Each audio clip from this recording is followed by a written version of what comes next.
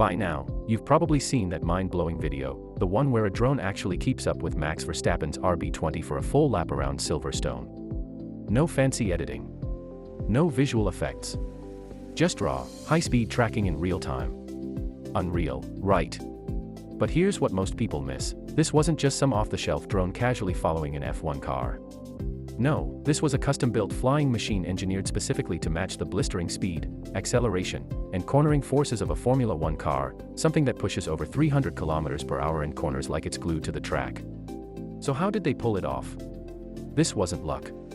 It was the product of next-level drone tech, months of intense testing, and a pilot team with nerves of titanium. Let's break down exactly how they made the impossible possible.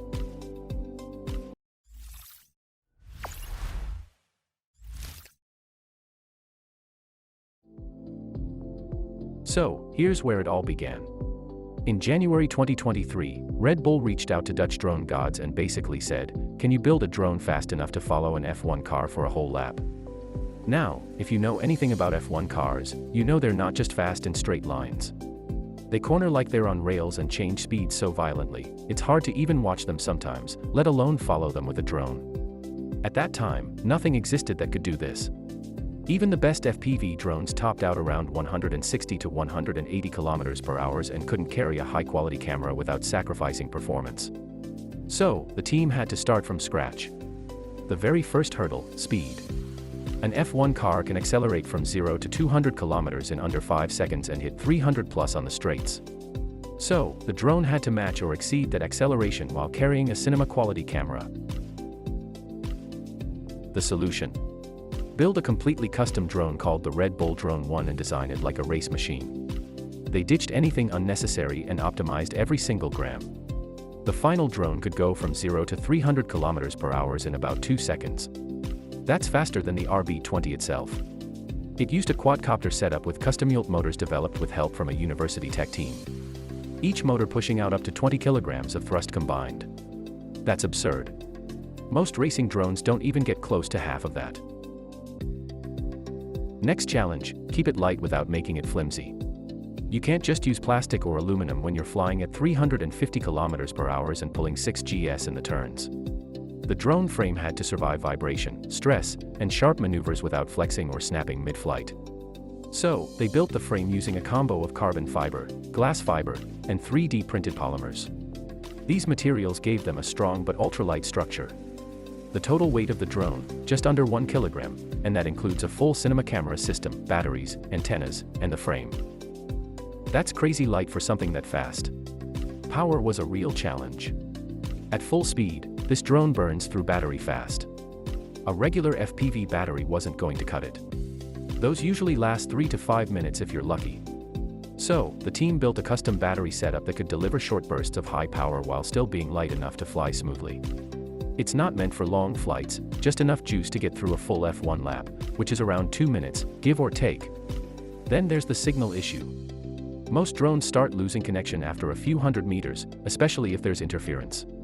But on a big track like Silverstone, where everything's moving fast and the space is wide open, they needed a much more reliable solution. That meant using long-range video transmitters that could send a clear, low-latency feed. So Shaggy the pilot could see everything in real time and respond without delay. Now let's talk about the camera, because filming an F1 car at 300 km per hour isn't worth much if the footage looks like a shaky mess. But here's the thing. Gimbals are heavy and slow. They wouldn't survive on this drone. So, Dutch drone gods went with a hard-mounted GoPro tuned with precise vibration isolation and post-stabilized the footage using Euro data and real steady software. They also tested different camera angles and aerodynamic housing to reduce drag and keep airflow smooth across the drone. Every wire, every sensor, it all had to be flush with the body. Even with the most advanced drone, it's not going to do much if the pilot isn't up to the task. That's where Ralph Hagenberg, better known as Shaggy FPV, comes in. He wasn't just taking the drone for a casual spin. His job was to keep it locked in behind Verstappen's RB20, matching the car's speed, reacting to every break and turn, and keeping the framing spot on, all without any fancy GPS or tracking tech. Just pure skill, practice, and a whole lot of muscle memory. Now, here's where things get even trickier. When the car hits a straight, it creates a lot of turbulent air. Basically, a chaotic airflow that can make the drone wobble. So, Ralph has to fly above that dirty air to keep things smooth. But the moment they head into a corner, he needs to drop the drone down again to stay close and get those dynamic angles.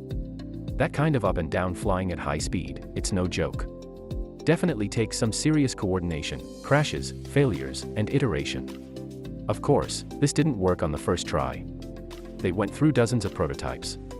Some exploded midair, some caught fire, and some couldn't take the G-forces. Each version gave them new data. They kept adjusting motor thrust curves, frame stiffness, and even rewrote firmware to reduce lag in controller inputs. And they kept testing in real-world conditions, chasing sports cars, racing bikes, just to prepare for the big day. When everything finally came together, they got their one chance. A cloudy day at Silverstone with Max Verstappen in the RB20. Conditions weren't ideal. The track was damp. Visibility was low, but the drone worked. Shaggy flew it perfectly. And for the first time ever, an FPV drone kept up with an F1 car through straights, corners, and everything in between. It wasn't luck. It was 8 months of hardcore engineering, piloting discipline, and custom hardware, all working just enough in one perfect lap. And that wraps it up. Honestly, the fact that a hand-built drone could keep up with a Formula 1 car and not just keep up, but film it like a Hollywood chase scene is absolutely next level. It's not just about speed. It's about control, creativity, and pushing limits most of us never even think about. So, that's all for today. If you found this as mind-blowing as we did, hit that subscribe button for more deep dives into crazy tech like this. Got questions or thoughts? Drop a comment below. We'd love to hear what you think about the future of drone racing and filming.